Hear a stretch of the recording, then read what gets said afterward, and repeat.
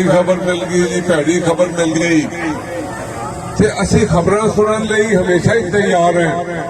हुण किसी ने दोस्त ने दस्सिया कि साइफर केस दे विच साडे वकीलां ने उसका बाईकाट किया ते उन्होंने इमरान खान नूं रातों रात जल्दी जल्दी करके 10 साल की सजा दे दी। ये परेशानी वाली कोई गल नहीं, असीं केस परस्यू नहीं किया, साडे बेलियां बाईकाट किया। ये चीज जी है इंशाअल्लाह ताला ये खत्म हो जानी है। मैं तुहाडे जितन की देर है, इमरान खान के जितन की देर है। इंशाअल्लाह ताला सब सजावां खत्म हो जाएगियां। जिन्नी मर्जी नून लीग वाले जिन्नियां मर्जी सजावां करवा लैन, इन्हां दा अंजाम भैड़ा ही भैड़ा है। ते दोस्तों तुसीं जानदे हो जो पाकिस्तान बनया ब्रिगेडियर साहब ने बथेरे सानू किसी ने पुछया ही नहीं, साडे इलाके तरक्कियां नहीं हुईयां, असीं लोग अनपढ़ ही रहे, साडे ते मुसल्लत हो गए लोग जिहड़े होशियार चलाक और गद्दार किस्म के लोग सन। अब तुहानूं मैं गल दसना, कोई गौर नहीं तुसीं कीता।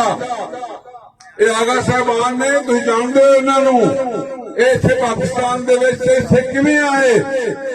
इन्होंने एक अर्सा पहले, आज तो 125 साल पहले उस जमाने दे विच इन्होंने पाकिस्तान से कब्जा करने वालियां की मदद की सी ते अंग्रेज ने इन्हां दे वड्डे नूं जिहड़ा भी सी इन्हां दा वड्डा किल्ली खान ते पता नहीं मूली खान वो सी, उन्होंने 100 मरबा जमीन इनाम दिती सी कि तू बहुत वड्डा गद्दार है, तू बहुत वड्डा गद्दार है।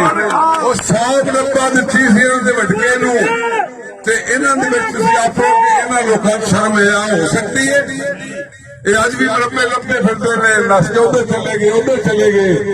ये साडे इलाके दी इन्हां ने मेरे भाईओ जुल्म ही कीता, खिदमत नहीं की।